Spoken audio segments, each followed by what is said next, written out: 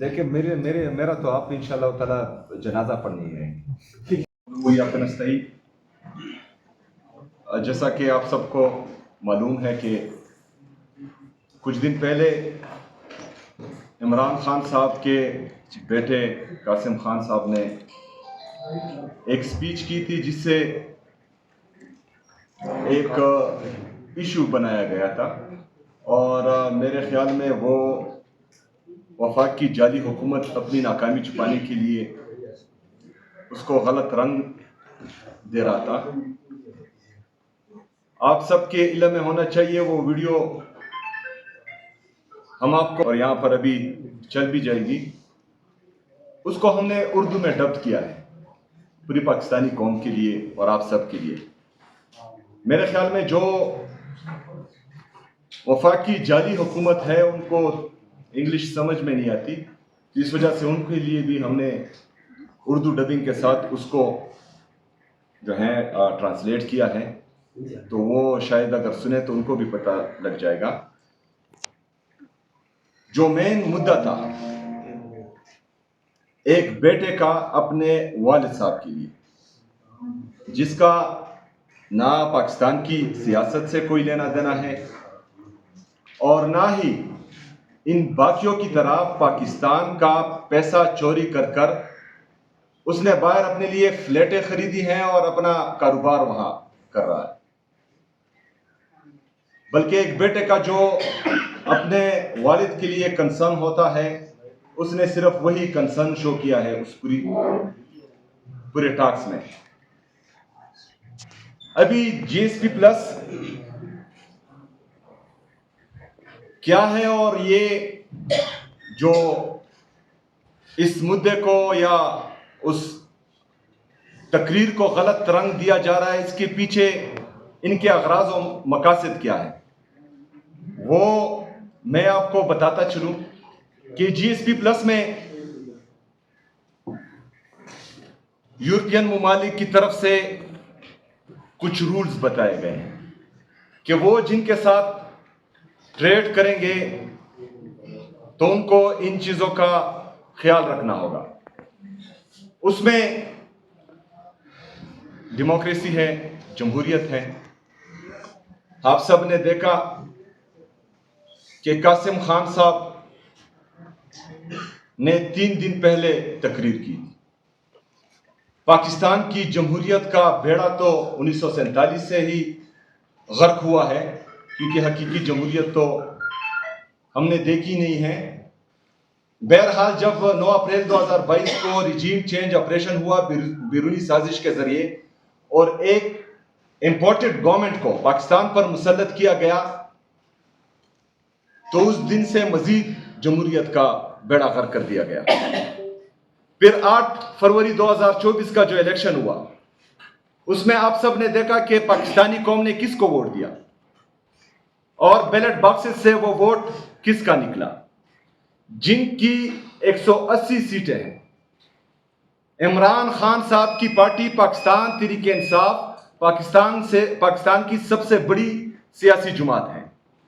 پاکستانی قوم نے 180 سیٹوں سے اپنا فیصلہ سنایا کہ ہمارا وزیر اعظم، ہمارا محبوب لیڈر جناب عمران خان صاحب ہونا چاہیے. لیکن بدقسمتی سے مینڈیٹ کسی اور کو زبردستی دیا گیا اور وفاق پر اور باقی خیبر پختونخوا کے علاوہ باقی صوبوں پر جعلی حکومتوں کو مسلط کیا گیا. تو یہ 8 فروری 2024 کو جمہوریت کو تباہ کر چکے ہیں. تو یہ جی ایس پی پلس سے اگر فرض کرے پاکستان کو خدا نخواستہ نکالا جاتا ہے تو یہ ان کے اپنے ہی کرتوت ہیں. دوسرا اس میں تھا رول آف لا.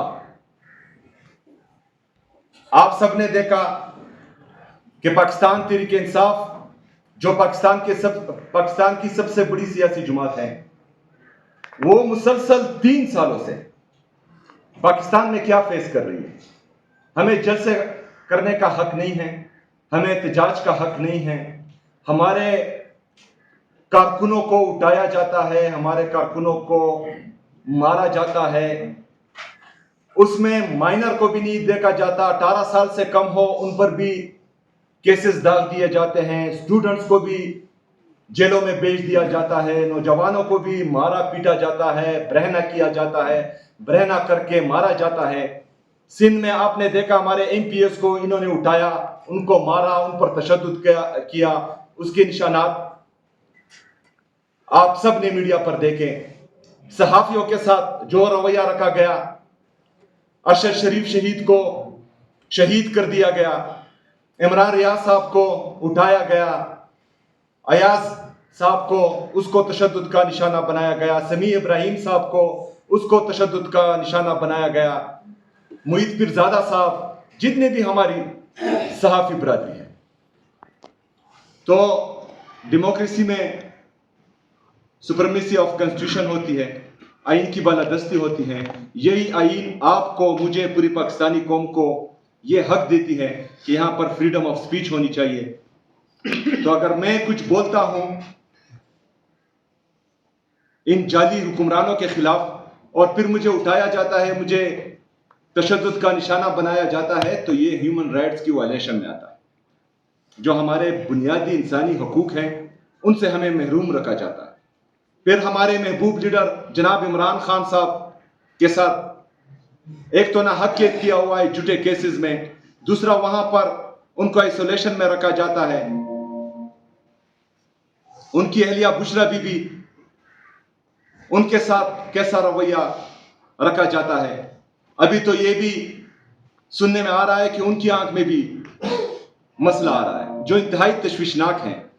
اور میرے خیال میں یہ سیریس کنسرن ہے, کیونکہ پہلے ہمارے لیڈر جناب عمران خان صاحب کے ساتھ اس طرح ہوا, جب وہ نہیں ٹوٹا اس کے باوجود بھی کڑا رہا, تبھی اس کو بلیک میل کرنے کے لیے ان کی اہلیہ کے ساتھ خدا نخواستہ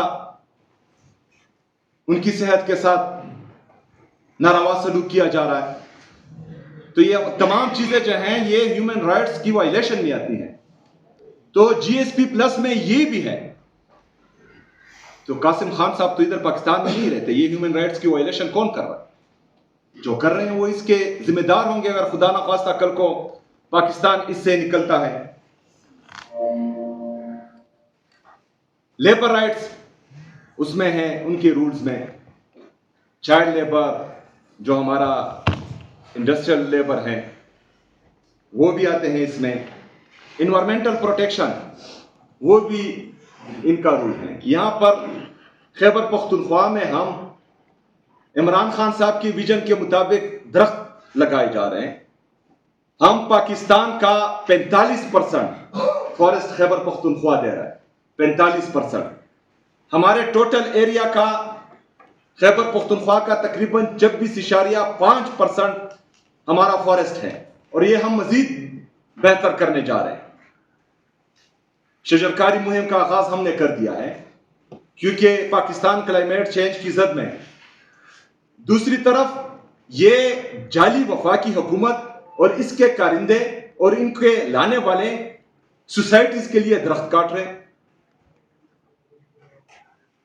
اپنے کاروباروں کے لیے درخت کاٹ رہے ہیں, ایسی جگہ پر انڈسٹریز لگا رہے ہیں جہاں پر ہونی نہیں چاہیے. تو انوائرمنٹل پروٹیکشن کی وائلیشن یہ کر رہے ہیں. خیبر پختونخوا کی حکومت جو عمران خان صاحب کی حکومت ہے, پاکستان تحریک انصاف کی حکومت ہے, ہم تو فارسٹ ڈیولپ کر رہے ہیں, انوائرمنٹ کی پروٹیکشن کر رہے ہیں. جتنا ہمیں ضرورت ہے فارسٹ کی, اس سے زیادہ ہم پاکستان کو دے رہے ہیں. خیبر پختونخوا کو جتنا ضرورت ہے یا جتنا ہم وہاں